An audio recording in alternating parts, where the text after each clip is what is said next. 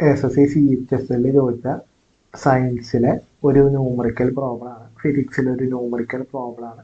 ഇതെങ്ങനെ ഈസിയായി ചെയ്യാൻ നോക്കാം. പിന്നെ ഇതിൻ്റെ കോൺസെപ്റ്റ് നമുക്ക് എന്താണെന്ന് നോക്കാം. If an object of mass 2 kg is dropped from a height of 10 meter. അപ്പോൾ ഒരു ഒബ്ജക്റ്റ് നമ്മൾ ഡ്രോപ്പ് ചെയ്യണം, അതിൻ്റെ വെയിറ്റ് 2 kg ആണ്, ഹൈറ്റ് മൊത്തത്തിൽ എത്രയാണെന്ന് പറഞ്ഞിട്ടുണ്ട്, 10 ആണ് പറഞ്ഞിട്ടുണ്ട്, 10 മീറ്റർ ആണ് പറഞ്ഞിട്ടുണ്ട്. What will be the ratio of potential energy and kinetic energy. Potential എനർജിയുടെയും കൈനറ്റിക് എനർജിയുടെ റേഷ്യോ ആണ് at height of 5 meter. 5 meter എന്ന് പറയുമ്പോൾ പകുതിയിലാണ് വരുന്നത്. അപ്പോൾ ഇവിടെ 5, ഇവിടെ 5.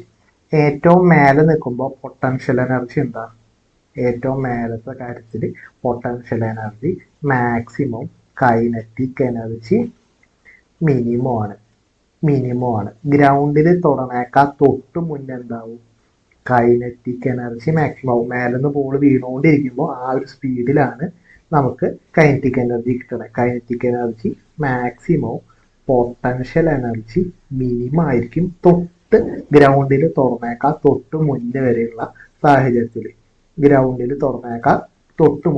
സാഹചര്യത്തിൽ. അപ്പം ഇവിടെയുള്ള മാക്സിമം പൊട്ടൻഷ്യൽ എനർജി എന്താവും, താഴത്തേക്ക് വരും തോറും പൊട്ടൻഷ്യൽ എനർജി കുറയും. ബോൾ താഴത്തേക്ക് മൂവ് ചെയ്യും തോറും പൊട്ടൻഷ്യൽ എനർജി കുറയും, കൈനറ്റിക് എനർജി കൂടും. ഇതാണ് ഉണ്ടാവുന്നത്. ഹാഫ് വേ ആവുമ്പോൾ എന്താ, പൊട്ടൻഷ്യൽ എനർജിയും കൈനറ്റിക് എനർജിയും ഈക്വൽ ആയിരിക്കും. ഇവിടെ നിന്ന് വരുമ്പോൾ പൊട്ടൻഷ്യൽ എനർജി കുറഞ്ഞുകൊണ്ട് വരുന്നു, അതിനോട് ഈക്വലൻ്റ് ആയ എമൗണ്ടിൽ കൈനറ്റിക് എനർജി കൂടിക്കൊണ്ട് വരുന്നു. അപ്പോൾ 5 മീറ്റർ എന്ന് പറയുമ്പോൾ ഹാഫ് ആണ്.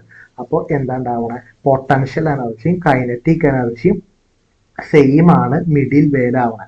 അതുകൊണ്ടാണ് നമ്മുടെ ആൻസർ എന്തായത്, 1:1 ആയത്. അത് വേണമെന്ന് വെച്ചാൽ നമുക്ക് MGH ഒക്കെ വെച്ച് ചെയ്യാം. പൊട്ടൻഷ്യൽ എനർജി MGHും കൈനറ്റിക് എനർജി ½ mv² ഒക്കെ വെച്ച് ചെയ്യാം. പക്ഷെ അതിൻ്റെ ആവശ്യമില്ല. അപ്പോൾ നമുക്ക് ഇങ്ങനെ ഹാഫ് വേ ഒക്കെ ആയതുകൊണ്ട് നമുക്ക് ഡയറക്റ്റ് തന്നെ ഈ പ്രോബ്ലം സോൾവ് ചെയ്യാൻ പറ്റും.